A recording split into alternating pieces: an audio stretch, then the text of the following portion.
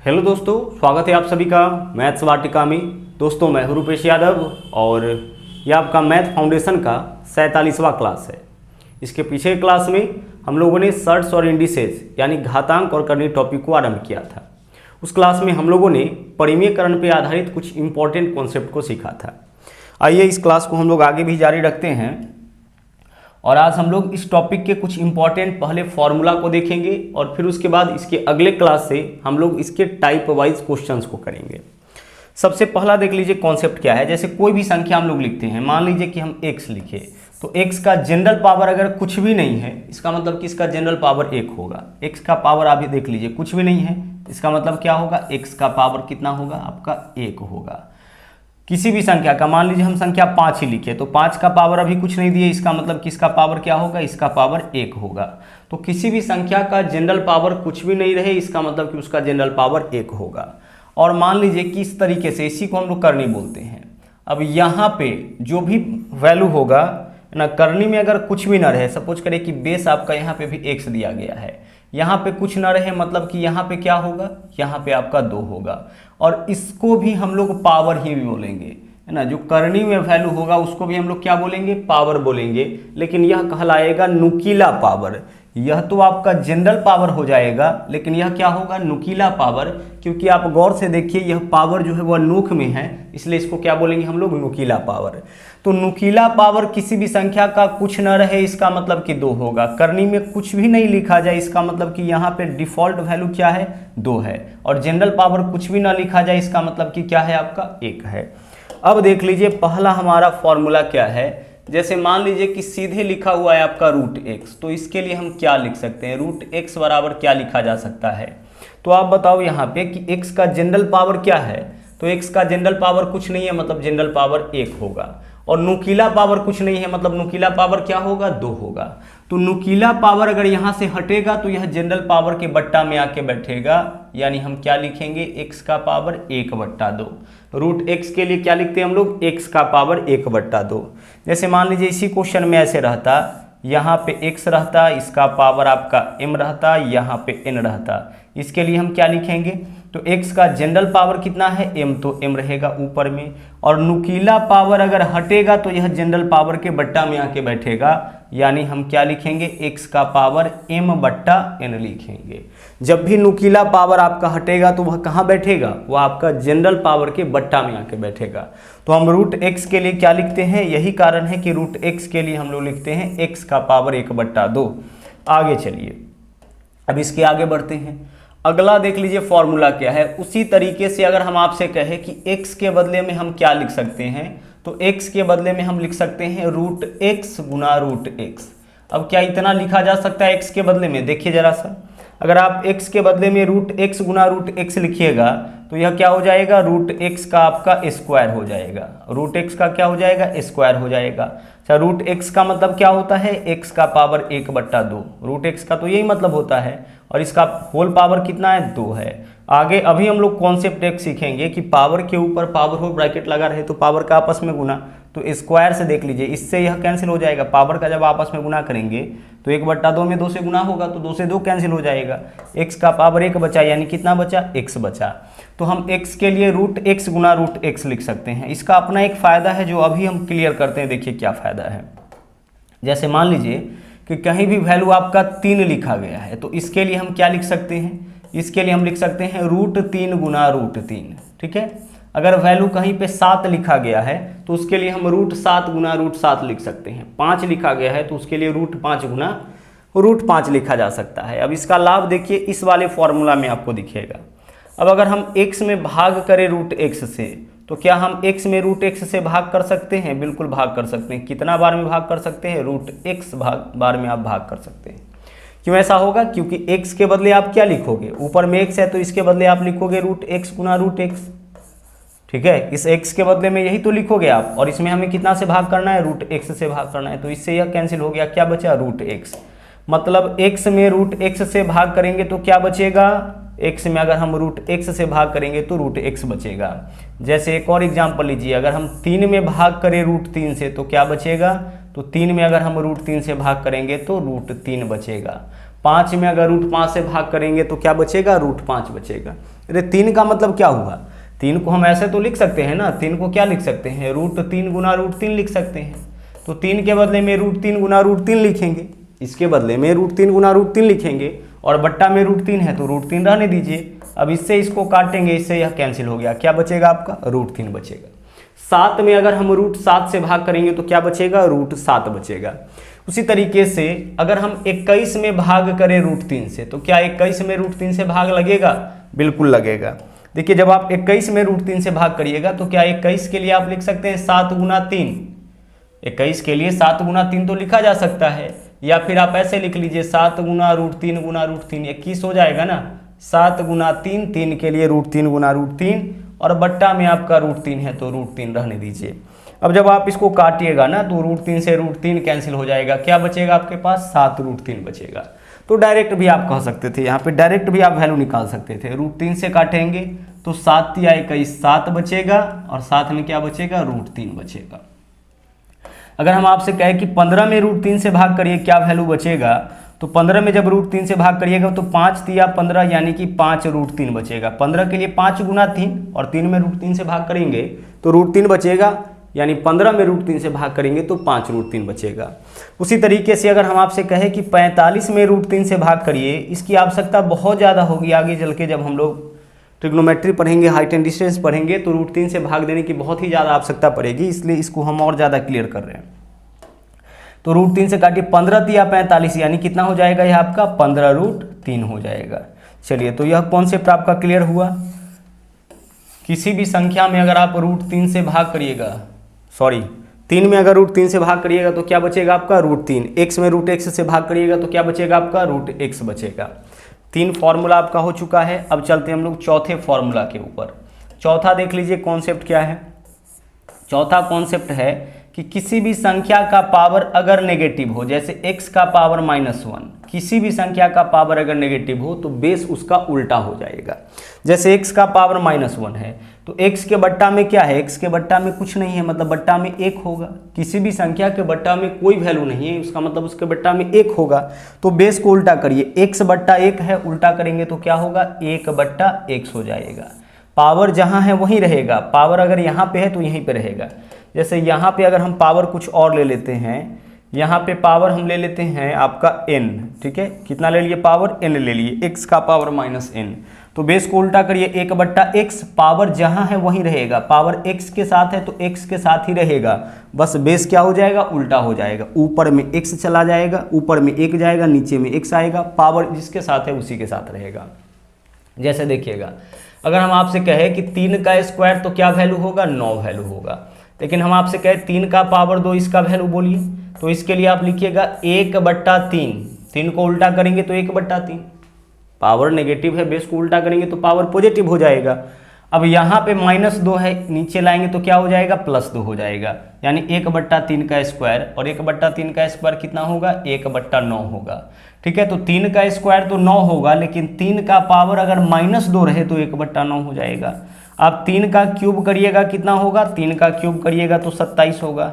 लेकिन अगर 3 का पावर आप -3 करते हैं, 3 का पावर कितना करते हैं आप, -3 करते हैं, तो यह आपका 1 बट्टा 27 हो जाएगा।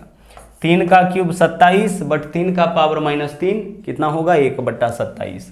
2 का अगर आप क्यूब करते हैं तो 8 होगा, लेकिन 2 का पावर -3 करते हैं तो 1 बट्टा 8 हो जाएगा।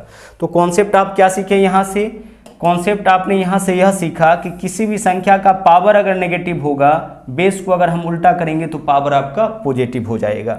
एक एग्जांपल यहाँ पे और हम ले लेते हैं। जैसे मान लीजिए यहाँ पे ऐसे रहता a बट्टा b, ठीक है, a बट्टा b, इस पूरे का पावर आपका अगर -n रहता। अब देख लीजिए हम लोग क्या लिखते हैं, ध्यान से समझिएगा। यहाँ पे a बट्टा b है, पावर नेगेटिव है, तो पावर नेगेटिव है, बेस को उल्टा करेंगे तो पावर पॉजिटिव हो जाएगा। तो a बट्टा b को उल्टा करिए, b बट्टा a, इसके नीचे में कौन है, ऊपर में कौन है, सब स्पष्ट हो रहा है।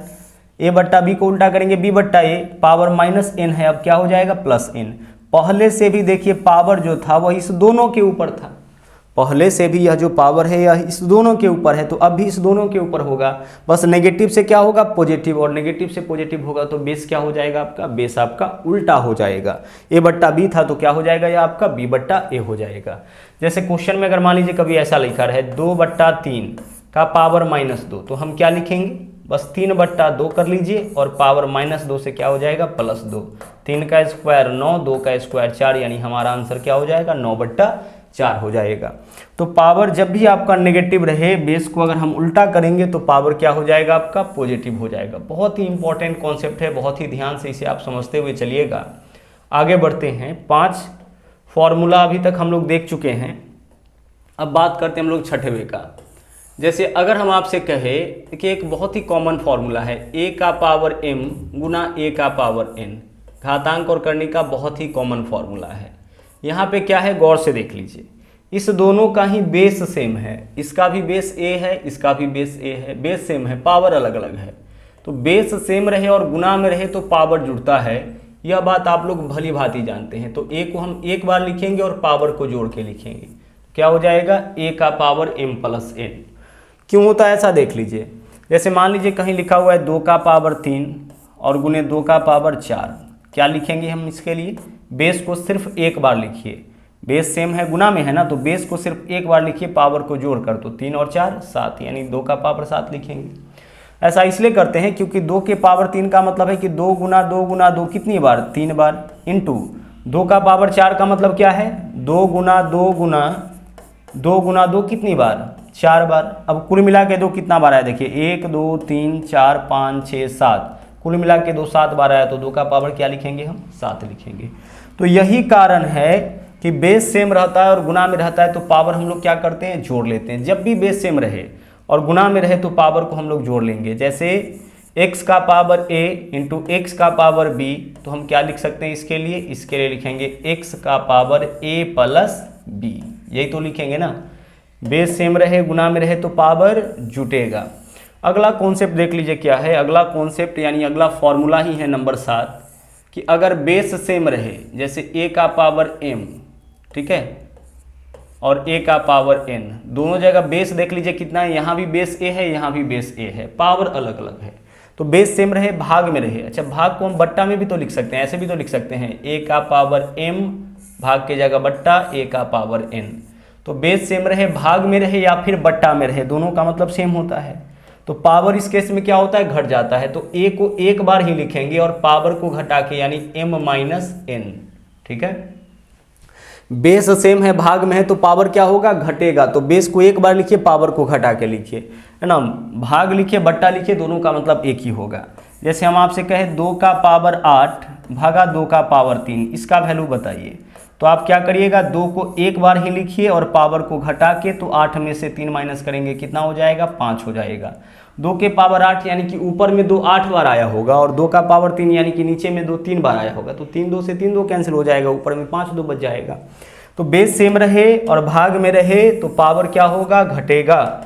अगर मान लीजिए कभी क्वेश्चन ऐसे ला जाए इस तरीके से, a का पावर n माइनस m, इस तरीके से आ जाए, तो क्या हम इसके लिए a का पावर n बट्टा a का पावर m नहीं लिख सकते हैं? बिल्कुल लिखा जा सकता है ना। इसके लिए इतना तो लिखा जा सकता है ना। देख लीजिए, बेस सेम है और भाग में है, यानी कि बट्टा में, बट्टा या भाग एक ही चीज़ है, बट्टा में है तो पावर क्या होगा, घटेगा। तो इसके लिए इतना भी लिखा जा सकता है, या फिर इसके लिए हम लोग इस चीज़ को भी लिख सकते हैं। आगे चलिए, अगला कॉन्सेप्ट देख लीजिए क्या है। अगला आपका कॉन्सेप्ट, साथ में फॉर्मूला भी आप इसको कह सकते हैं। अगला है आपका, किसी भी संख्या का पावर अगर 0 होगा तो उसका वैल्यू क्या होगा, 1। कोई भी संख्या है अगर उसका पावर 0 होगा तो उसका मान आपका 1 हो जाएगा। जैसे x का पावर 0, इसका मान 1 क्यों होता है समझ लेते हैं। जैसे अगर हम आपसे कहें कि चलिए x का पावर 3, ओके, x का पावर 3 या फिर कोई और वैल्यू ले लीजिए, हम 5 ही ले लेते हैं, 5 का पावर 3 बट्टा 5 का पावर 3, इसका वैल्यू क्या आएगा, इसका वैल्यू आपका कितना होगा, 1 होगा। अब इसी को हम लोग लिखेंगे 5 का पावर 0। क्यों लिखेंगे, तो अभी आप फॉर्मूला देखे थे, बेस सेम रहे भाग में रहे तो पावर घटेगा। तो बेस को एक बार लिखिए, पावर को घटा के, तो 3 में से 3 माइनस करिए, कितना हो जाएगा, 0, और इधर बराबर में 1 है तो 1। इसके लिए हम लोग इतना लिखें, बेस सेम है भाग में है तो पावर घटेगा, तो यहाँ पे क्या हो जाएगा, 0, और पहले से बराबर में 1 था ही। तो कहने का मतलब है कि कोई भी संख्या हो अगर उसका पावर 0 हो तो उसका मान क्या हो जाता है, 1 हो जाता है। इसका मान क्या हो जाता है, 1 हो जाता है। पावर 0 का मतलब सीधा सा है कि जितना बेस ऊपर में रहा होगा, जितना बेस पावर ऊपर में, उतना ही बेस पावर नीचे में।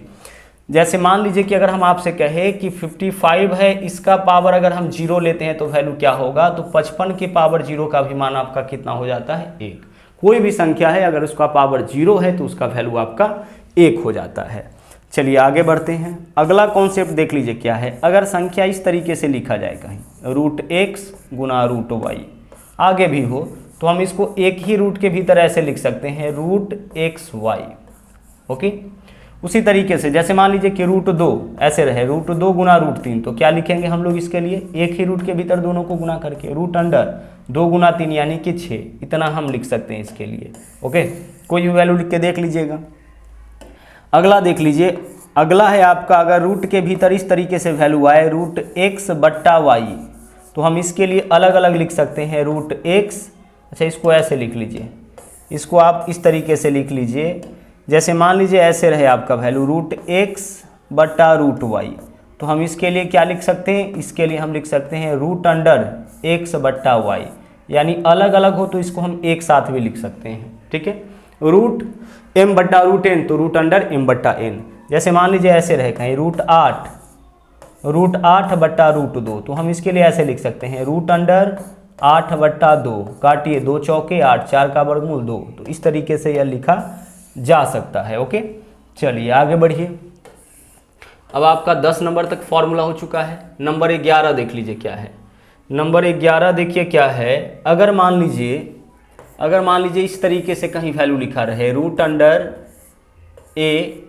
प्लस √b, इस तरीके से, तो क्या हम इसके लिए एक ही रूट के भीतर a प्लस b लिख सकते हैं? क्या इसके बराबर में यह होगा? नहीं, बिल्कुल इसके बराबर में ऐसा नहीं होगा। ठीक है, इसको आप ध्यान से समझिएगा। अगर √a गुना √b होता तो √a भी लिख सकते हैं, √a बट्टा √b होगा तो √a बट्टा b लिख सकते हैं, लेकिन प्लस में रहने पर हम बराबर नहीं लिख सकते हैं। ओके, प्लस में रहने पर हम बराबर नहीं लिख सकते हैं। देखिए प्रैक्टिकली इस चीज़ को हम चेक करके बता देते हैं। जैसे √a, ठीक है, √a गुना √b आपने देखा कि इसके लिए क्या लिखा जा सकता है, इसके लिए √a भी लिखा जा सकता है। तो कोई भी वैल्यू लेके हम लोग चेक कर लेते हैं। a के जगह चलिए हम ले लेते हैं, a के जगह ले लेते हैं 9, तो √9 हो गया। b के जगह ले लेते हैं 16, तो √16 हो गया। और ab, तो ab के जगह क्या लिखेंगे, 16 गुने 9 लिखेंगे, 9 गुने 16 लिखेंगे। अब वैल्यू चेक करिए क्या आएगा, 9 का मान 3, 16 का मान कितना आ जाएगा, 4 आ जाएगा। 9 का वर्गमूल 3 और 16 का वर्गमूल 4, इधर भी वैल्यू कितना 12, इधर भी वैल्यू कितना 12, यानी LHS बराबर RHS आ गया। तो √a गुना √b के लिए हम √ab लिख सकते हैं। लेकिन अगर हम a प्लस b की बात करें तो देख लीजिए a के जगह हम 9 लेते हैं, तो √a का मान a के जगह हम क्या लेते हैं, 9 लेते हैं, और b के जगह 16 लेते हैं, और इसको सेटिस्फाई करके देखते हैं। √a का मान क्या होगा 3, √b का मान b के जगह 16 तो 4 हो जाएगा। इधर वैल्यू कितना आ गया, 4 और 3 7। इधर देखिए a प्लस b, तो a के जगह 9, b के जगह 16, 16 9 25, 25 का वर्गमूल कितना हो जाएगा, 5 हो जाएगा। इधर वैल्यू कितना आया 7 और इधर वैल्यू क्या आया 5, क्या दोनों बराबर हुआ? नहीं। इसका मतलब यह है कि √a प्लस √b के लिए हम √a नहीं लिख सकते हैं। तो अगर आप गौर किए होंगे तो पता चला होगा कि इसका वैल्यू, इधर वाला का वैल्यू ज़्यादा आया है इस तरफ वाला से, यानी कहने का मतलब यह है कि अगर रूट वाला अलग अलग लिखेंगे और बीच में प्लस का चिन्ह होगा तो अलग अलग वाला का वैल्यू बड़ा होगा एक साथ वाले से। √a प्लस √b का वैल्यू हमेशा क्या होगा, बड़ा होगा, किससे, √ab से। डायरेक्ट क्वेश्चन यहाँ से आता है। लेकिन अगर √a माइनस √b लिखे, उस केस में इसका वैल्यू छोटा हो जाएगा, किससे, √a माइनस b से। √a माइनस b से इसका वैल्यू जो होगा ना वह √a माइनस b से छोटा हो जाएगा। तो यहाँ से भी डायरेक्ट क्वेश्चन आपसे पूछे जाते हैं और यहाँ से भी आपसे डायरेक्ट क्वेश्चन पूछे जाते हैं। इस तरीके से मिलेगा, जैसे √7 प्लस √5, ठीक है। अब इसका आपको √12 के साथ संबंध बताना होगा कि निम्नलिखित में से कौन सा सही है। कहीं किसी ऑप्शन में आपका इसको बड़ा करेगा, किसी में इसको छोटा करेगा, किसी में आपको बराबर करेगा। आपको चुनना होगा कि कौन सा ऑप्शन करेक्ट है। तो आप सोच के देखिए ज़रा सा कि इसमें कौन सा वैल्यू आपका, मतलब इसमें और इसमें क्या संबंध होगा। तो अलग अलग वाला का वैल्यू क्या होगा आपका, अलग अलग वाला का वैल्यू हमेशा ज़्यादा हो जाएगा एक साथ वाले से। a b a plus b, a b a plus b, 7 5 12। तो अलग अलग वाला का वैल्यू हमेशा क्या होगा, एक साथ वाले से बड़ा होगा। माइनस में रहने पर अलग अलग वाला का वैल्यू हमेशा एक साथ वाले से छोटा हो जाएगा। आगे चलिए, अगला है मान लीजिए कि इस तरीके से रहे x का पावर m, अब इसका पावर रहे n और इसका पावर रहे p, इस तरीके से मिले तो हम इसके लिए देखिए क्या लिख सकते हैं। यहाँ पे मामला देख लीजिए क्या है, यह तो बेस है आपका, बेस इसमें कौन है, x है, और इसका पावर m, इसका पावर n, इसका पावर p, यानी कॉन्सेप्ट है पावर के ऊपर पावर के ऊपर पावर। तो बेस को तो हम एक बार लिखेंगे ही, और पावर के ऊपर पावर के ऊपर पावर हो तो पावर का आपस में गुना होगा, तो m गुना n गुना p, क्या लिखेंगे हम इसके लिए, x का पावर m गुना n गुना p। पावर के ऊपर पावर हो, ब्रैकेट लगा रहे तो पावर का आपस में गुना हो जाएगा। जैसे मान लीजिए ऐसे रहे क्वेश्चन, 2 का पावर 3 का पावर 2 का पावर 4, ऐसे तो बेस जो भी है उसको तो हम एक बार लिखेंगे, बेस तो यही है, और पावर को गुना कर देंगे तो 3 दूना 6 चौके 24, 2 का पावर कितना हो जाएगा, यह 24 हो जाएगा। तो पावर के ऊपर पावर हो, ब्रैकेट लगा रहे तो पावर का आपस में गुना हो जाएगा। जैसे मान लीजिए क्वेश्चन ऐसे आए, 32 के पावर 1/5 का वैल्यू क्या होगा। यहाँ भी हम लोग यही मेथड यूज करेंगे। 32 के लिए क्या लिखेंगे हम, 2 का पावर 5 लिख सकते हैं। 32 के लिए क्या लिख सकते हैं, 2 का पावर 5 लिख सकते हैं। 2 का पावर 5 ही तो 32 होता है, और इसका पावर 1/5 पहले से है तो रहने दीजिए। यह वैल्यू 32 का है और इसका जो भी पावर है उसको अपनी जगह पे रहने दीजिए। अब वही फॉर्मूला लागू करिए, पावर के ऊपर पावर है, ब्रैकेट लगा रहे तो पावर का आपस में गुना। तो 5 में जब 1/5 से गुना करिएगा तो इससे यह कैंसिल हो जाएगा, 2 का पावर 1 बचेगा, यानी क्या बचेगा हमारे पास, 2 बचेगा। तो पावर के ऊपर पावर हो, ब्रैकेट लगा रहे तो पावर का आपस में गुना।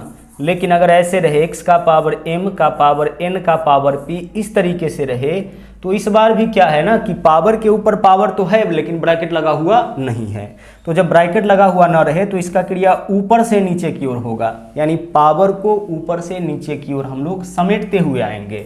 समेटते हुए आएंगे कहने का मतलब यह है कि अगर ऐसे रहे 2 का पावर 3 का पावर 2 का पावर 2 का पावर 3 का पावर 2, इस तरीके से रहे क्वेश्चन, ठीक है। अगर ब्रैकेट लगा रहता तो 2 3 6 दूना 12 हो जाता है ना, 2 3 6 दूना 12 हो जाता 2 का पावर, लेकिन ब्रैकेट लगा हुआ नहीं है तो पावर को ऊपर से समेटते हुए आएंगे।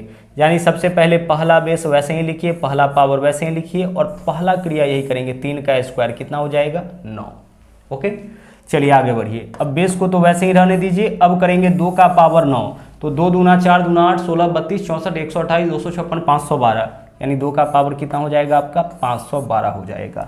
तो पावर के ऊपर पावर हो, ब्रैकेट लगाना रहे तो पावर का क्रिया ऊपर से नीचे की ओर। सबसे पहले हम करेंगे 3 का स्क्वायर तो 9 होगा, फिर 2 का पावर 9 तो 512, यानी कंप्लीट वैल्यू कितना आ गया, 2 का पावर 512। लेकिन अगर ब्रैकेट लगा रहता तो 2 3 6 दूना 12, 2 का पावर सिर्फ 12 होता।